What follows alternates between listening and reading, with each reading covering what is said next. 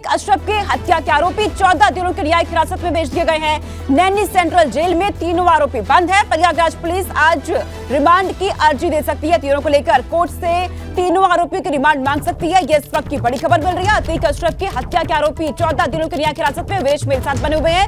विरेश, 14 दिनों के लिए न्यायिक हिरासत में भेज दिया गया है तीनों आरोपियों को।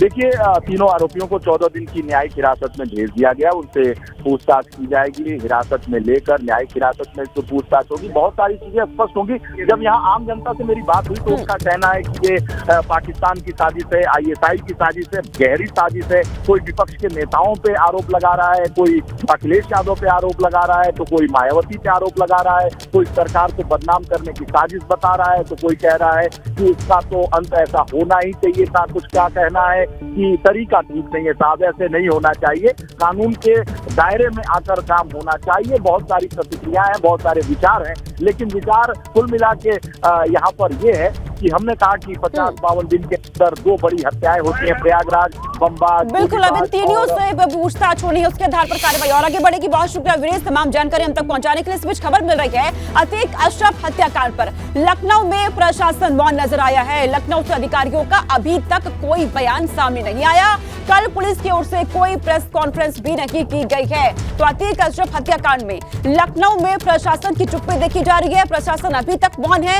अभी तक किसी भी अधिकारी का कोई बयान सामने नहीं आया है। कल से अभी तक किसी भी अधिकारी की तरफ से, किसी और पुलिस की तरफ से कोई प्रेस कॉन्फ्रेंस नहीं हुई इसको लेकर के, वो भी जब पुलिस खुद सवालों के घेरे में है। सवाल उठ रहे हैं क्योंकि पुलिस की मौजूदगी में ही अतीक अशरफ के इस हत्याकांड को अंजाम दिया गया। 3 शूटरों ने, जो कि मीडिया कर्मी बनकर वहां पहुंचे थे, कैमरे पर ये पूरी वारदात लाइव सबके सामने आई थी। ऐसे में अतीक अशरफ हत्याकांड में लखनऊ में जब अधिकारियों से कुछ पूछा जा रहा है तो कुछ नहीं बता रहे। प्रशासन बिल्कुल मौन है। और इस खबर पर मेरे सहयोगी विवेक त्रिपाठी मेरे साथ जुड़ चुके हैं, क्योंकि जिस तरीके से लखनऊ में प्रशासन मौन है हत्याकांड को लेकर, अधिक जानकारी के साथ मेरे साथ जुड़े हैं विवेक।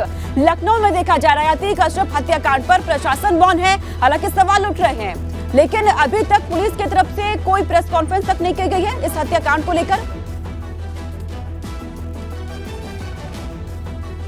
बिल्कुल सोनिका, देखिए कल प्रेस कॉन्फ्रेंस करने की बात आई थी कि 3 बजे दोपहर में प्रेस कॉन्फ्रेंस होगी और सारे पहलुओं को सामने रखा जाएगा कि अब तक क्या हुआ और क्या कार्रवाई हुई और आगे किस दिशा में जांच आगे जा रही है। लेकिन चूंकि पुलिस के हाथ में अभी बहुत कुछ नहीं है, एसटीएफ गुड्डू मुस्लिम की तलाश में नासिक में दबिश दे रही है। एसटीएफ के हाथ में भी अभी कुछ नहीं आया है।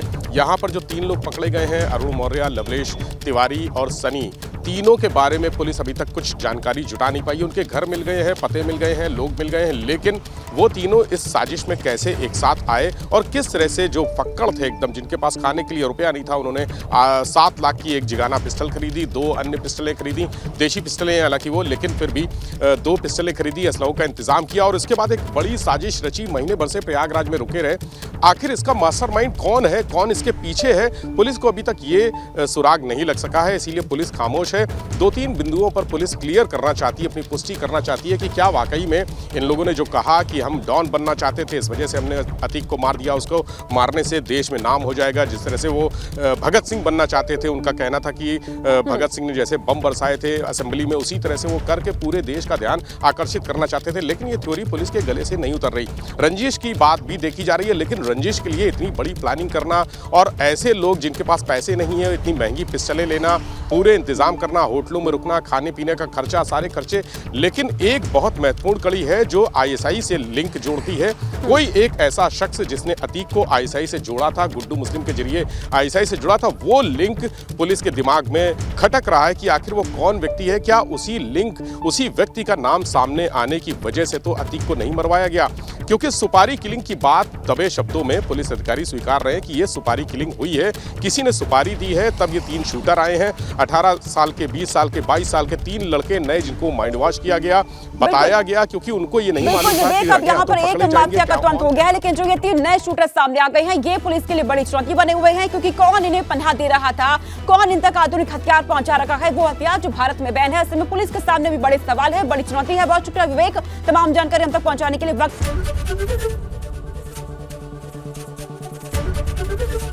एबीपी गंगा, खबर आपकी, जुबान आपकी।